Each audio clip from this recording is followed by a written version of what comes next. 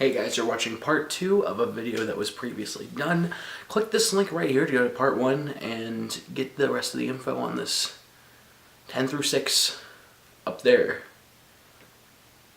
Alright, enjoy the video.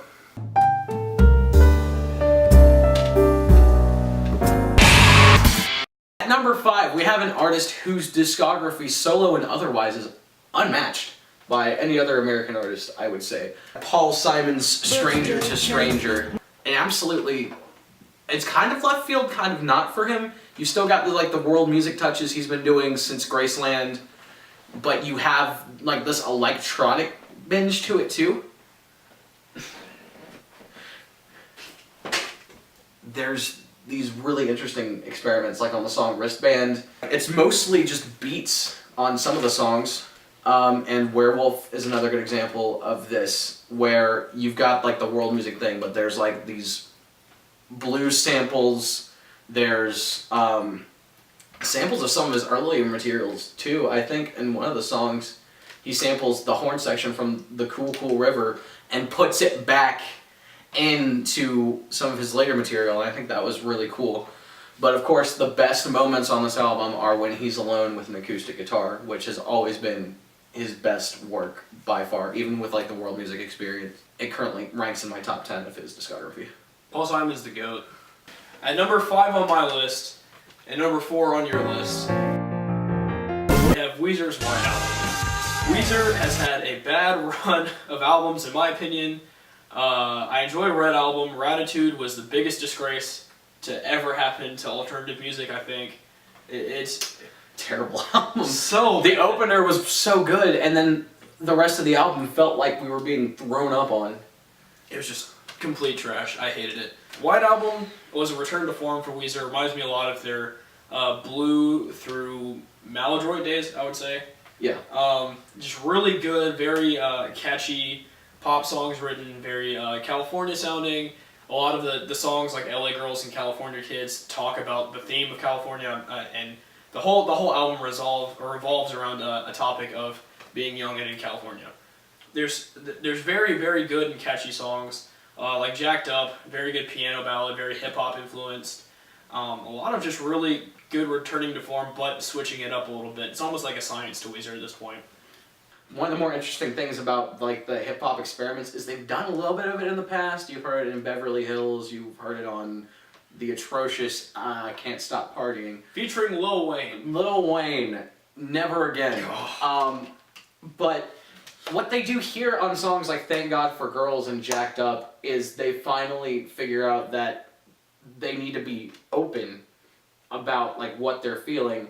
And that's something that they weren't really doing on albums like Hurley or Everything Will Be Alright in the End, where they were already finding a new form to go to, but it was still like really commercial and cleaned up, and that was like the issues a lot of people had with those two albums. But on White Album they finally find that balance. They're happy, they sound happy. When they're sad, they sound sad. It doesn't sound ungenuine. It sounds like he's finally found a place where he can be grown up and youthful at the same time. Endless Bummer is a really good closing track. It just shows that California doesn't end when the summer's over, and that tourists can be a drag whenever you're in your main city, and when you see like all these people going away or not respecting your area, it just sucks so bad. So, good job, Weezer. Back in the game. My number 4 was Bon Iver's 22 Million, which was a really good album to me. It's his third album. It's very reminiscent of some of his early stuff. There's a lot of 80s influence, a lot of Peter Gabriel influence, but very much so also a lot of folksy. A weird mix of like electronic and acoustic, which is like something that could either go really bad or really good. And I think it goes very well when it goes very well on this album. There's a lot of beautiful songs. 22 Over Soon is a very good opener. A lot of weird vocal effects that I enjoy. Very beautiful tones that like crescendo towards the end of the song. Overall, just a really awesome opener. 715 Creeks reminds me of Imogen Heap a little bit, the way he does his vocal effects. And it's just him and what sounds like a keyboard. I can't really tell, but I don't really want to know because I think that adds a little bit of the mystery to it. I don't even, it's like 5 million. I don't know the name of that song. Sounds just like a Peter Gabriel song, and it's a great ending to the album. Light and atmospheric. It sounds straight out of an 80s movie. Like it sounds like the ending to one. 29 Stratford Apartments is a very good acoustic song. He does a lot of harmonies with the computers and like with electronic voices, and it sounds really cool. And I don't know if anyone helped him with that or if it's just him harmonizing with himself, but it sounds beautiful. A lot of crazy vocal stuff going on, a lot of weird electronic stuff mixed with like natural instruments, and I love it. Alright, number 3, I have Frank Ocean's Blonde. Now, I felt like I was waiting like 25 years for this album, and I was one of those people tweeting on Twitter about it constantly because I freaking hated waiting for it, because like Channel Orange was such a great album, and I was just waiting and waiting. And I was going to be real disappointed if it didn't come out like the 800 times he said it was going to come out, but I think that helped with the anticipation. Blonde was not the album I was expecting it to be. I was expecting it to be pretty similar to Channel Orange, but I think he's matured a lot, and he's had so much help with the songwriting. I saw that he pulled in Alex G for a few guitar parts. He pulled in Paul McCartney for a few writing parts, actually. A lot of different people working on this album, and I think it turned out very well. The song Ivy is probably my favorite on the album. Frank Ocean and an electric guitar doing like smooth jazz stuff is just, and smooth pop stuff is just like a great combination. A bunch of weird vocal effects, like I know I already said that, but it's just it's all over the album, and along with all these weird interludes that I didn't necessarily care for, but it didn't take away from the fact that it's a great album. Solo was a great song, and so was Solo Reprise, which had a surprise Andre 3000 verse, which I was so happy about. Seems like all he does is Frank Ocean albums anymore. Oh yeah. I think White Ferrari, another great song. It's so emotional, so atmospheric, so not what I was expecting it to be. I was expecting it to be catchy, kind of upbeat pop songs, kind of like how Channel Orange was. But it was nothing like that. It was a pretty emotional ride. So my number 3 and his number 2 are Death Grips' Bottomless Pit. I think I finally understand Death Grips after years of trying to wrap my head around what they were doing, in continuation with Jenny Death, which had a lot of guitar lines from Nick from Terra Melos.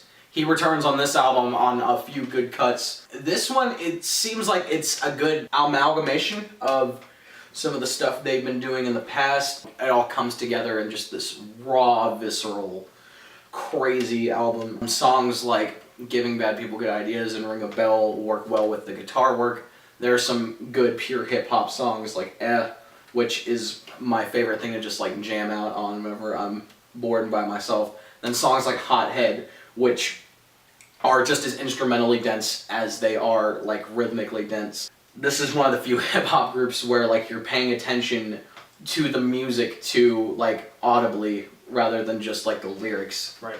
And it's one of the crazier experiences. So Bottomless Pit is going to be one I remember for a while. Yeah, I really love this album, and I agree with a lot of what he said. This is the first album that I think it's definitely their cleanest album, because a lot of if you listen to their older stuff like The Money Store, and just like every other album they've come out with, there's a lot of like, and No Love Deep Web especially, a lot of like just random crazy, rambunctious off the wall stuff, and I love it personally. The sound's really crazy, but it's more, I would say more organized, but it's an organized chaos. It's very hip hop, very punk, very almost metal at times. Especially on Giving Bad People Good Ideas. It's almost a metal type vibe there, like a black metal. A black metal song. Yeah. And 3 Bedrooms in a Good Neighborhood. That's almost a love song, which is so weird for Death Grips. Like I don't understand that part, but it's like awesome. Lyrics are cryptic as ever too on this one, which is great, especially because they've tuned up the accessibility without losing who they are. Oh yeah. Bubbles Buried in the Jungle, also a really great track. One of my personal favorites on the album.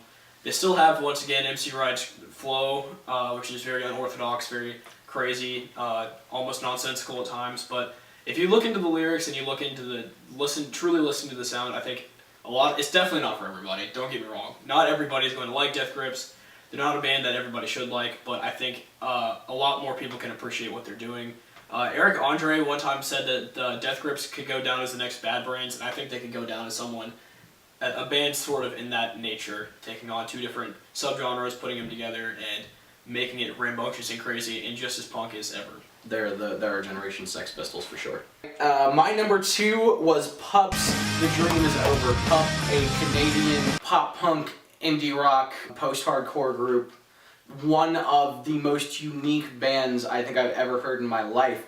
A pop punk band that does polyrhythms. Have you ever heard a pop punk band do like really weird polyrhythms? Like, there's almost a world music influence on some of their tracks, especially on their debut album where you got a few like hardcore punk grinders in the sea of like poppy but also world beat music. And on The Dream Is Over, you have some more of that too, but there's more just straightforward punk songs on this one too.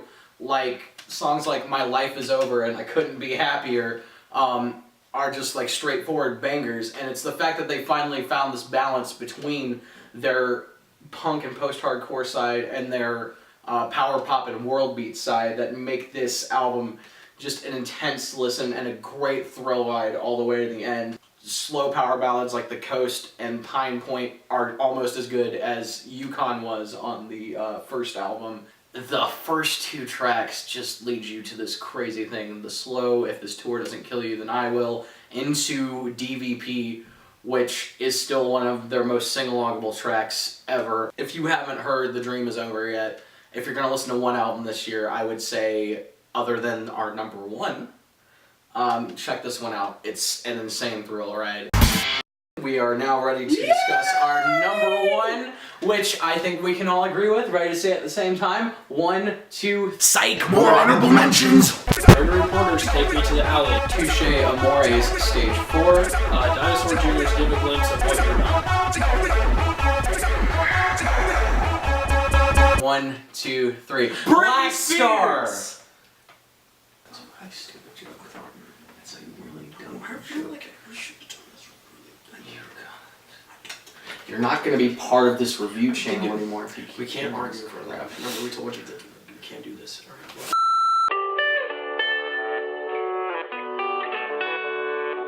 So, David Bowie's Black Star, the album of the year by far, not just because the man himself left our galaxy as soon as the album was done, but it also experiments with a lot of the trends that have happened nowadays, almost only setting its own trends as well. Side note, I think David Bowie's just like chilling on Mars, just like waiting for everybody else to, invent spaceships and go up there and visit him. Just like smoking a stogie, like, one day they're all gonna see. There's some really strange experimentation going on, but I really like it, and it gives a very haunting effect. The song Girl Loves Me is like, it's almost like David Bowie wrote a hip-hop song, and there's a lot. He said in an interview that he was listening to Death Grips, which I thought was so crazy to me. He also cited Kendrick Lamar as an influence on this album too. Yeah. Which is crazy, because I'm pretty sure if he liked To Pimp a Butterfly as much as we did, then, oh man. To bubba bubba. To bubba dubba da. You can hear how haunting it is, because it's he says, what was it? Where did Monday go? Yeah. Say that. And it's just like, that is, it's almost crazy, because I'm pretty sure he died on a Sunday, if I remember that correctly. He did die on the Sunday, like, after that album had come out. Yeah, and that's crazy, because it's like he never got to see that Monday. I don't know, that was just like, no one else might have noticed that, but that was crazy to me. One of the more interesting things about this album is that you have some of these past experiments. Like, he goes back to some of the stuff he was doing on albums like Earthling. He goes back to that period of his stuff with, like, there's a little bit of drum and bass, there's a little bit of industrial music, but he also adds jazz to it, like modern type of jazz, a very good jazz fusion. He's got a little bit of indie rock on here. I can hear a little bit of Arcade Fire influence. He was a big fan of Arcade Fire back in 2003. There's a little bit of TV on the radio there too. Like, a lot of his favorite modern bands he sort of just threw into this blender. Lazarus, it was written for his musical. It also feels like his like goodbye letter to the world. He's just looking up from the stars as he passes on. And then the closer, I Can't Give Everything Away, is going to be an interesting one, because it already sounds a little dated, but I think that's the point, is that he just wanted to leave with like a smoother thing. There's like some cool instrumental stuff, like the saxophone's going crazy on that song, even though it sounds a lot more easy listening. Dollar Days, which was the next to last track. My one complaint with this album is I thought that should have been the closer instead, because Dollar Days almost sounded like a swan song. It literally sounds like the ending to a really sad movie. It almost sounds like it would be playing as someone like walks away from like a house or something, like they're moving, like almost like the end of Friends, I guess I should say. I feel like that would have been a pretty fitting thing, except it sounds more sad. I don't know. Lyrically, it's an interesting song. Lyrically, the whole album's very interesting. It's almost like David knew he was gonna die. I don't know. I'm always constantly amazed at this guy and what he's capable of doing, or what he was capable of doing. He always surprises me in some weird ways. My favorite song on the album, Sue, or In a Season of Crime. A really interesting story about a man finding out he's dying and having to tell everyone like goodbye and having to cope with like a lot of the demons that he has. It's like he gets a note. I think he's addressing his old marriage in that one too.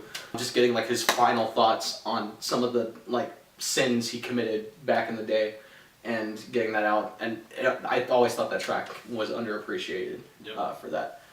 So David Bowie, thank you for the last album of your career and the best album of 2016. Hey guys, thank you so much for checking out the top 10 albums of the year on both of those videos. If you liked what you saw, go ahead and leave a like.